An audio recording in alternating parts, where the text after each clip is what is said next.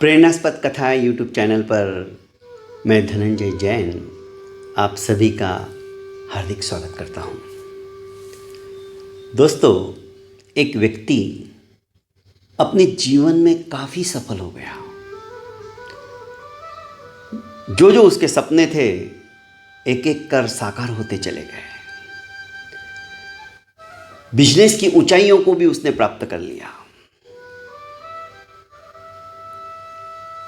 एक दिन अपने माँ के पास आया और कहने लगा, माँ, पिताजी के स्वर्गवास होने के पश्चात सब कुछ पढ़ाई लिखाई से लेकर इस मुकाम तक पहुंचाने में आपका बहुत बड़ा योगदान है। आपने मेरे लिए दिन रात एक कर कठिन से कठिन परीक्षाओं को सहन कर परिश्रम कर मुझे यहाँ तक पहुँचाया है। आपका ममत्व, आपका प्यार, आपका आशीर्वाद, क्या कहूँ, उसी की बदौलत है कि आज मैं यहाँ पर हूँ। कई बार माँ मेरे दिमाग में विचार आते हैं, क्यों नहीं आपके इस ऋण से मैं उऋण हो जाऊं। माँ यह सुनकर आश्चर्यचकित हो गई। ऋण से उऋण होने की बात बेटा कह रहा है आज। हाँ माँ, आप सही सोच रही हो। आपका मेरे ऊपर बहुत उपकार है। आज उस उपकार को मैं ब्याज सहित फेर देना चाहता हूँ। आप बोलो, मैं आपके लिए क्या कर सकता हूँ। आप जो बोलोगी मैं कर सकता हूँ और करूँगा। माँ ने कहा, बेटा, ये मेरा कर्तव्य था।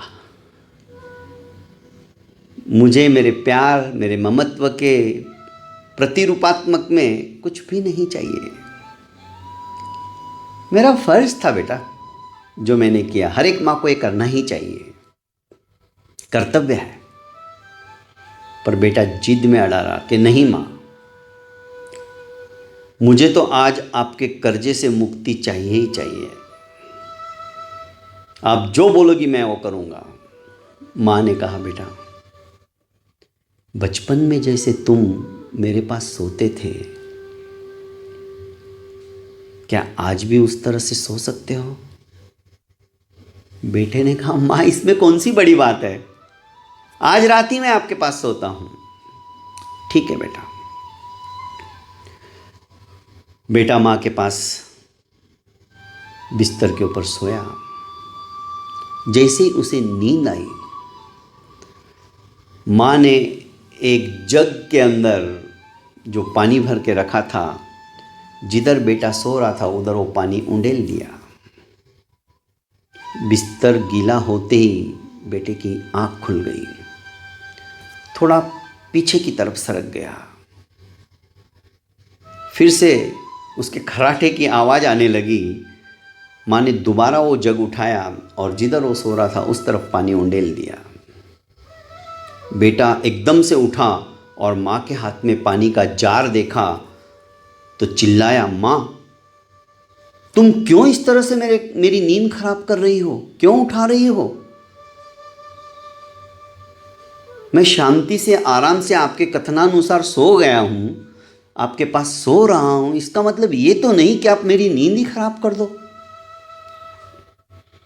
माँ ने कहा, बेटा, जब बचपन में तुम मेरे पास सोते थे, मैंने तो सिर्फ पानी डाला है। तुम तो मल और मूत्र दोनों विसर्जित करते थे। मैं उसी गीले के अंदर सोकर तुम्हें सूखे में सुलाती थी। हमारी परिस्थिति ऐसी नहीं थी कि मैं तुम्हारे लिए दूसरा बिस्तर लगाऊं या मैं दूसरे बिस्तर पे जाके सोऊं। ऐसा एक नहीं, बरसों तक चला। तुम हमेशा रात को जब जब मुझे नींद आने लगती और तुम मूत्र विसर्जित कर देते। ये तो पानी है बेटा। बेटे ने अपने कान पकड़ लिए, हाथ जोड़कर कहा, माँ, तुम सचमुच में महान हो, जगत जननी हो। संसार की जितनी माएँ हैं उनका बलिदान, उनका त्याग, उनका प्यार, उनका ममत्व कभी भी फेड़ा नहीं जा सकता। उस ऋण से हम उऋण नहीं हो सकते। दोस्तों, माँ बाप ने हमारे लिए बहुत कुछ किया है। आज हम जो कुछ है उन्हीं की बदौलत है। उनका कम से कम हम अच्छा नहीं बोल सकते, उनके साथ अच्छा व्यवहार नहीं कर सकते। उनको वृद्धाश्रमों में तो मत पहुंचाओ। शादी होते ही वो कौन मैं कौन ऐसी परिस्थिति तो मत लाओ। अरे हमारे शरीर की चमड़ी उतार के भी उनके चरणों के लिए हम जूतियां बनाएंगे ना, तो भी हम उनके ऋण से उऋण नहीं हो सकते। दोस्तों, माँ बाप के महत्व को, माँ बाप के व्यक्तित्व को, माँ बाप के अस्तित्व को समझो और उनका विनय, उनका आदर, उनका सम्मान करना सीखो। बहुत बहुत धन्यवाद।